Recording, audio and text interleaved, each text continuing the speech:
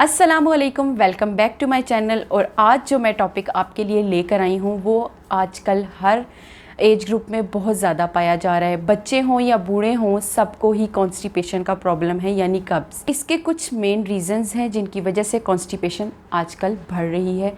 सबसे पहले तो ये है कि हमारा खाना पीना आजकल हम लोग ज़्यादातर बाहर से लाते हैं, या हम लोग घर की जगह बाहर के खानों को प्रेफरेंस देते हैं।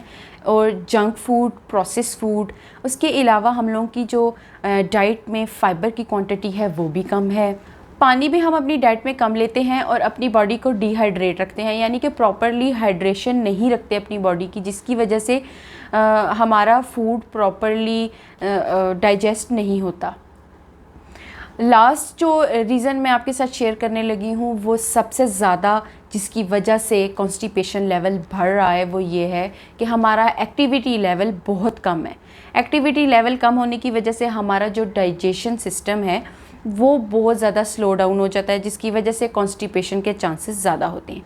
अब हम डिस्कस करेंगे कि हम कॉन्स्टिपेशन को कैसे ट्रीट कर सकते हैं, कैसे क्योर कर सकते हैं, कैसे उससे प्रिवेंशन, कैसे उससे छुटकारा पा सकते हैं। और वो बहुत आसान है, आपके घर जो मौजूद चीज़ें हैं आप उससे ही कॉन्स्टिपेशन का इलाज कर सकते हैं। सबसे पहले मैं आपको बताऊंगी कि फ़ाइबर कितना ज़रूरी है हमारी डाइट में।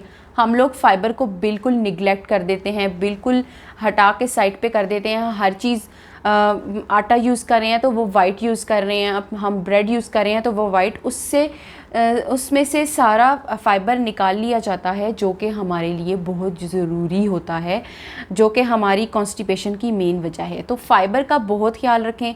उसके अलावा फ्रूट्स, ड्राई फ्रूट्स, वेजिटेबल्स में हाई अमाउंट ऑफ फाइबर है। ओके, फ्रूट्स कौन कौन से आपने लेने हैं? फ्रूट्स में एप्पल आ जाता है, सेब, नाशपाती, अमरूद, ये मेन 3 फ्रूट्स हैं जो आप लोग लें। उसके अलावा हमारे पास तुखमलंगा एक ऑप्शन है जो कि हम फ़ाइबर के तौर पर ले सकते हैं। और इसबगोल है, उसकी कुछ रेमेडीज़ मैं आपको इसी वीडियो में आपके साथ शेयर करूँगी।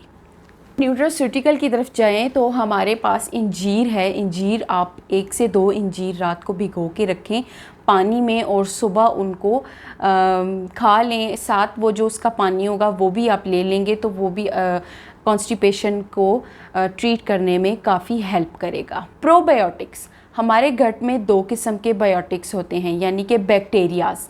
एक होते हैं हेल्दी और एक नॉन हेल्दी। जब हम लोग कुछ ऐसी चीज़ लेते हैं, मींस के जैसे कि मैंने कुछ रीज़न्स आपके साथ शेयर किए, जंक फूड ले रहे हैं, प्रोसेस फूड ले रहे हैं, आप लोग ज़्यादा से ज़्यादा बाहर से खाना खा रहे हैं, एक्टिविटी कम है, तो आपके गट में जो यूज़फुल बैक्टीरिया हैं वो यानी कि हेल्दी बैक्टीरिया हैं वो ख़त्म हो जाते हैं, और जो नॉन हेल्दी बैक्टीरिया हैं वो रिमेनिंग रह जाते हैं, जिनकी वजह से आपको कॉन्स्टिपेशन की शिकायत होती है। तो सबसे अच्छा जो प्रोबायोटिक्स का यानी कि हेल्दी बैक्टीरिया का सोर्स है वो है हमारे पास दही, यानी कि योगर्ट। तो वो आप ले लें, दिन में 2 से 3 कप आप जब लेंगे तो वो भी कॉन्स्टिपेशन को ट्रीट करने में काफ़ी हेल्पफुल है।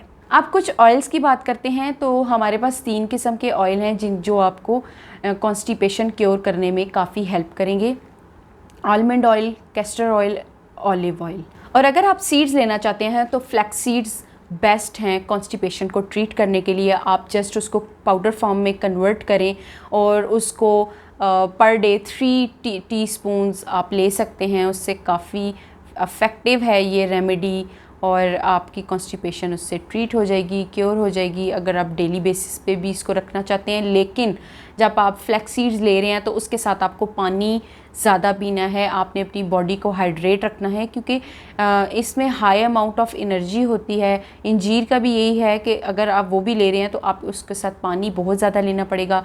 हाई अमाउंट ऑफ एनर्जी है, हमारी सादा ज़ुबान में बोलते हैं कि चीज़ गर्म है।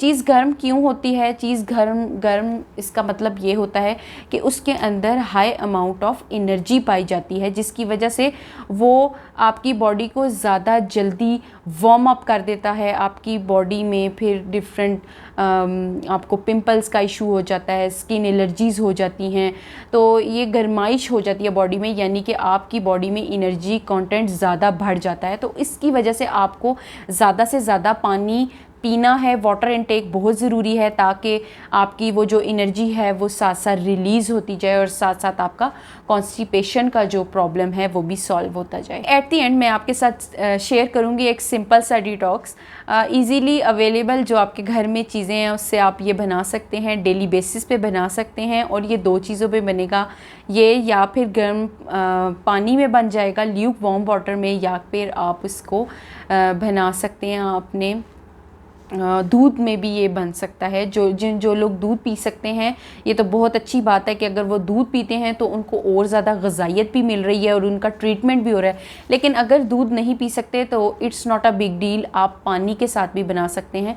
तो ल्यूक वार्म वाटर यानी कि कोसा पानी लें और 1 table spoon isabgol with Honey, 1 to 2 teaspoon या फिर आप जितना डालना चाहते हैं उसके अंदर वो उसके अंदर आप डाल सकते हैं। अच्छा, हनी हमारे पास क्या करता है? हनी में भी यूज़फुल बैक्टीरियाज़ होते हैं, फर्मेंटेशन होती है बैक्टीरियाज़ की, जिसमें हमारे पास बहुत सारे यूज़फुल बैक्टीरियाज़ आ जाते हैं जो कि हमारी जब बॉडी में इंटर होते हैं तो हमारे जो हज़म करने वाले बहुत सारे एंजाइम्स होते हैं, बहुत सारे मादे होते हैं, उनको फास्ट कर देता है, उनको मेटाबोलाइज कर देता है, जिनकी मदद से हमारा जो फूड है वो ईज़िली और बड़ा फास्टली डाइजेस्ट हो जाता है। आप लोगों ने जो कमेंट्स में मुझे सजेशंस दी हैं उन पे भी मैं ज़रूर वीडियो बनाऊंगी और ऐसे ही मुझे प्यार देते रहिए, लाइक कीजिए, सब्सक्राइब कीजिए मेरे चैनल को। आज के लिए इतना ही, अल्लाह हाफिज़।